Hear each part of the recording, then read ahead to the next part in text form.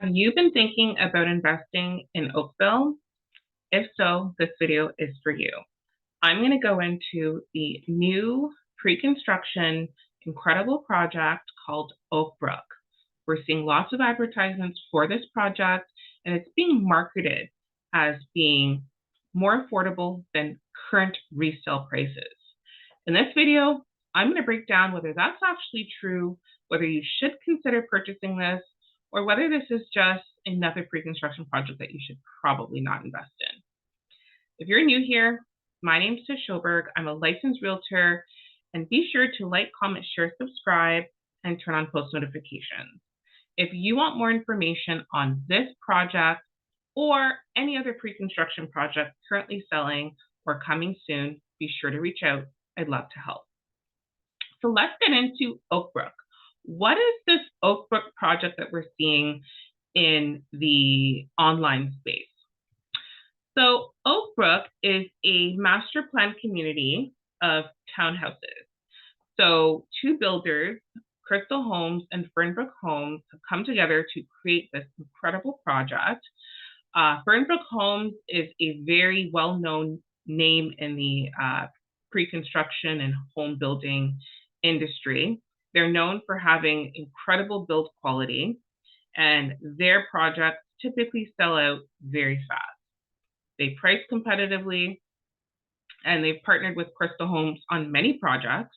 As of recently, they have a partnership in Wasaga Beach and a few other projects as well that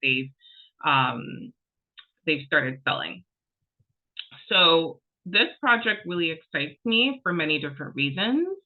And I think I'm going to just narrow this down a little bit so you guys can see more of the screen and less of me. So let's talk about this incredible project, right? So Oakville is personally one of my favorite places to invest in, and I'll tell you why. It's known as being the second most expensive city in Ontario. It is second to King City. So Oakville's area is known for being really, what's the word? Brain fog. It's known for being really appealing for families. They have really great communities, one of the best school districts. And because of its close location to Toronto, Peel, the Hamilton, Kitchener, Waterloo area, it's really in a nice, sweet spot that makes it really accessible, especially if you plan on going back and forth to Toronto every day. And so some people wonder, like, how did Oakville's home prices, how did this city that is supposed to be a suburb become so high in price point where it's now the second most expensive city in Ontario? And what happened was, yes, it has great community schools and all that, but during the lovely pandemic, I'm not going to say the full name, but the pandemic of 2020, I think we all know what it was. We had a lot of people who were living in the downtown Toronto area whose houses appreciated considerably. And they were cooped up, working from home, homeschooling their kids, and decided that they needed more space. So they started looking on the outskirts. And so that's why so many homes out of the downtown core, so homes in Brampton, homes in Mississauga, homes in Oakville, homes in Hamilton, homes in Durham region shot up considerably, right? Because there was so many people looking for more space, and those homes at the time were fairly affordable, and that caused home prices to go up considerably. And the condo market kind of was going back and forth in terms of up and down, but did still appreciate during that time. So that's how crazy the market was at that point. But Oakville, for many reasons, is an attractive area to either invest in or to live in and raise your family. So this is some interior renderings of the homes. I think they did a really great job of illustrating what the interior of the homes look like. They do have a mix of traditional townhouses and back-to-back. And pricing is starting from the 900s, which I think is really, really incredible. And again, it's been advertised as being more affordable than resale. Okay. And again, I'm going to go through whether that's actually the case at the end of this, but let's kind of break down some information on this particular project. So because this is a freehold townhouse, you have to remember you don't have the monthly large maintenance fees that you typically have with a traditional condo. So freehold properties, because of the additional square feet, tend to be marked and priced considerably lower than the average condo's cost per square feet. So for this project, the average cost per square feet works out to about $675, which is fairly more affordable than the condo cost per square feet, which is usually over $1,000 to $1,200 to $1,800 per square feet. You're getting a large amount of space for a 3-bedroom, right? So we have floor plans starting from 1,400 right up to 2,000. With your typical condo, you're going to have much smaller space. The price is pretty competitive, high 900 for condos. Resale prices in that area starting from that 700, 800, 900 price point, depending on where in Oakville. You also have this being a low rise, right? So we do have a considerable shortage of low rise properties. So, being able to invest in a low rise typically has better return on investment because it's a more sought after product and we have lower supply of it. Whereas condos, we do have more supply of condos currently in the market. We do still have demand for that, but it's not as much as, those who want a freehold property. Most people want either a townhouse, semi, or detached in comparison to a condo, right? There's not as much maintenance fees, and you get more space. So it's a double win. And then for parking, you're getting your garage, your driveway, and it's free, right, with a freehold property. Whereas with a condo, you're paying anywhere from $50,000 to $150,000. You're getting more outdoor space, balcony, rooftop terrace, backyard. Whereas with a condo, sometimes you don't even get a balcony, right? But you do have a common area, and you also have some of the common elements and amenities that a typical condo has, right? But it's interesting. So I actually lived in a condo for 3 years in Mississauga, and I barely used the amenities. I actually had a gym in my building, and I still registered for Good Life at square one. So I never really leveraged my amenities as much as I should have probably. Even for my pool, like the pool that we had in that building, I love swimming, and I wanted to go swimming so often, and I just didn't get the chance to, right? And whenever I did take a peek, whenever I was outside and I can see the pool area and the inside, it was an indoor pool area, it was always empty. Like I have not, in the 3 years I lived in that building, I don't think I went to the pool 10 times, and the times that I went there, it was fairly empty. So I think, people living in condos, the young families, everyone's on hustle mode and don't have the time to relax and leverage the incredible things that you can do with a building that has amenities, which is unfortunate, but just the reality, right? And regardless of that, you're still paying your maintenance fees, right? Maintenance fees could be $500, $800, $1,500+ depending on the condo and what they provide. And then for Oakbrook, there is a maintenance fee of $100 to $150.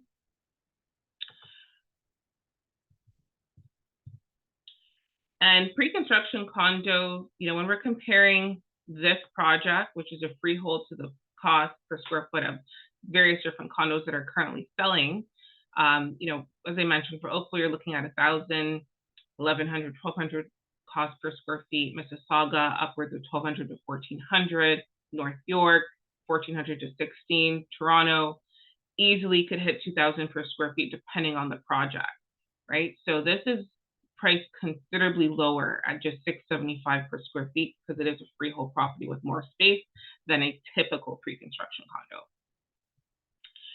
condo. So when we look at some comparable properties that have sold on the MLS, this builder is pretty much saying that the price point is if not on par, but actually more affordable. And I think with Oakville, price points vary considerably depending on where in Oakville you're purchasing. So, if you are trying to compare apples to apples, you may not see the exact, difference in price point, if that makes sense. So just be mindful of that, right? And I think generally the price point is competitive with resale prices right now in Oakville, but there are price points in Oakville for townhouses that are 1.4 million, that are 1.5, 1.6 million, and there are townhouses in Oakville that are 800,000, 900,000, right? So if you're, as I said before, if you're really trying to compare apples to apples, you may not see the same price point, or it may be a little bit higher, or maybe a little bit lower. It's going to be a little hard, right? But just know that I think this project is priced really well in comparison to resale, which I think speaks volumes. Because typically with pre-construction, we have builders who tend to price way above resale sometimes. Like, we typically advise that if you're buying a pre-construction project, it shouldn't be priced more than 10 to 20% above resale, because you don't want to have any issues with appraisal with your lender when it's time for closing and you're getting a mortgage. And you also don't want to have any issues with actually, overpaying for a home, right? So builders tend to include the appreciated price in their current pre-construction projects that they're selling in today's market. But I have noticed some builders coming down to reality and actually pricing their homes either competitive with resale or even a little bit below. So just keep that in mind. Don't have the mindset that all pre-construction is priced 10 to 20% above. There are some builders, they can price competitively, price a little bit above resale to try to get some deals done.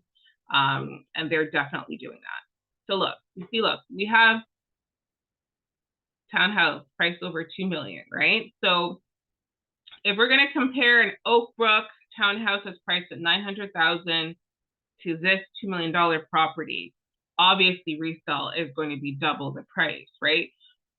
So again, if you are going to be considering this project, we're going to look at apples to apples. We're going to look at the specific area, look at the specific comparables, because as you can see, price points vary considerably, yes, based on location, but also on product type. Is it a back-to-back townhouse? Is it a traditional townhouse? Is it a rear lane townhouse?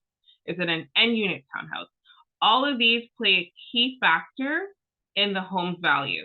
Not only that, but the specific location, right? So if we have a townhouse that's in front of a graveyard, or if we have a townhouse that's backing onto the GO train station, or if we have a townhouse that's, close to the shopping center, like those all are going to vary considerably in price point because of the specific location, right? So, going to the area is also really important when purchasing a home, especially pre-construction, so that you can really understand what you're purchasing, the value, the price point, and same thing with resale, right? You want to make sure that we're doing a thorough analysis and understanding the different price points. There's a lot of factors that go into a home's value, parking, and all sorts of other stuff, right? So this builder, again, there seems to be a lot of comparison between pre-con versus resale for this project. For resale, purchase price of $1 million, down payment of 20% is $200,000, mortgage is $800,000. So they're pretty much saying with resale, you're dealing with bank costs, you're dealing with taxes, you're dealing with maintenance fees. I guess the bank they're considering that interest rate. And they're pretty much saying that you're looking at about $200K, right? Plus additional expenses up until 2026, right? So for the next 2 years. So these townhouses for Oakbrook are expected to be closing in 2026, which actually makes it really attractive for investors who want to kind of wait until interest rates are lower to invest. And then when you're looking at rent plus pre-con over the next 2 years, this builder's deposit structure is incredible. They have a super extended deposit. The initial deposit is $30,000, and then they've broken up the rest of the deposits in monthly payments that are super extended, which is great. Your carrying costs from now until closing is very minimal because you're not dealing with having to rent, you're not paying a mortgage and dealing with having to pay interest. However, you are paying for the deposits, right? So the carrying costs are almost non-existent, allowing you to save, which is what they're showing you here. And if you do rent, you may be spending 72K on rent, but at least you can save up some money. And then in terms of available cash, they just provided the option of, if you want to put 100K down payment or GIC for 100K. And if you continue to live with your family, you have $0 for the next 2 years. You may have some savings of 125K, and then you have your down payment and GIC of 100K each, right? So they pretty much just broken up that comparison.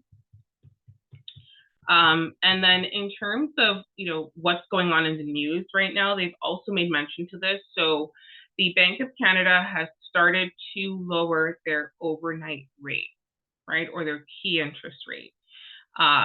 So unless you've been hiding under a rock, that happened as of the first week of June, which is great news for those who are looking to purchase, and also good news for those who are on variable rate mortgages, because it means that your mortgage is coming down. So, I think that right now is a good time to purchase, because we know that when rates are lower, prices go up, right? It's just basic economics. And we've had a high rate cycle for the last 4 years, believe it or not, since the interest rate has actually gone down. So it's a great time to be in the market right before prices start to go up. I don't foresee the market getting overheated as it was during the pandemic. I do see the market continuing to normalize, which I love. I don't like an overheated market. I don't think it's fair for buyers. Yes, sellers did make some good money, and I've had investors that have made really good money. The market was overheated.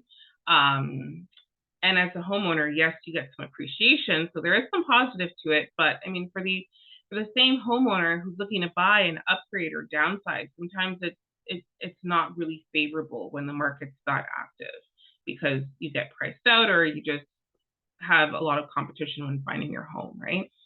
So there's some good and bad with an overheated market, and I definitely prefer a more normalized market. That's the update for the Bank of Canada and the variable rate mortgages. But for fixed rate mortgages, they've been going down since last year. So, which a lot of people still don't know, right? So fixed rate mortgages, we're seeing rates of 4.77, 4.9, 5.2, depending on the lender. So good news for those who are looking to purchase in this market. So summary, you're getting pretty much twice the size in Oakbrook for a home as you would a condo, for half the cost per square foot.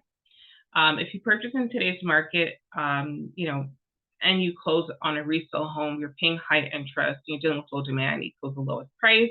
Where if you purchase a pre-construction that will be closing in the future, you're dealing with lower interest rates that are expected to continue to lower supply, bigger population with higher price points. And they just mentioned that it's, better for you to buy low, sell high, right? So I love how they frame that. I think there's a lot of value in what they've mentioned. And a few things to consider. The closing date for this is Q3 2026. Keep in mind, with pre-construction, there tends to be delays, so don't expect for this to close on time. Usually, with pre-construction, you're seeing delays of 3 to 6 months, so it may close as late as 2027, right? So just keep that in mind. You have a super extended monthly deposit structure, which is great. Towns starting from 900, and there's a great mix of back-to-back and rear lane. And to those that don't know what the difference is between a back-to-back townhouse and a rear lane townhouse, so back-to-back townhouses mean the back of the home is going to be attached to another home. So there's no backyard. Okay, there's no backyard, but you might have like a front terrace area. Rear lane townhouses is when you have a terrace, but you don't typically have a backyard. You do have your, usually it's a double car garage parking at the back of your house. So instead of having a backyard, you typically have your rear lane parking garage. Okay, so that's the difference. I get that question a lot. So guys, thanks for watching. Be sure to like, share, subscribe, turn on post notifications. Be sure to subscribe. I have a ton more list of videos that I'm going to be doing in the next few weeks. And I'm also going to be launching a new channel called Living in Toronto. So stay tuned for that. And be sure to reach out if you want more information on this project. Thanks for watching. Take care.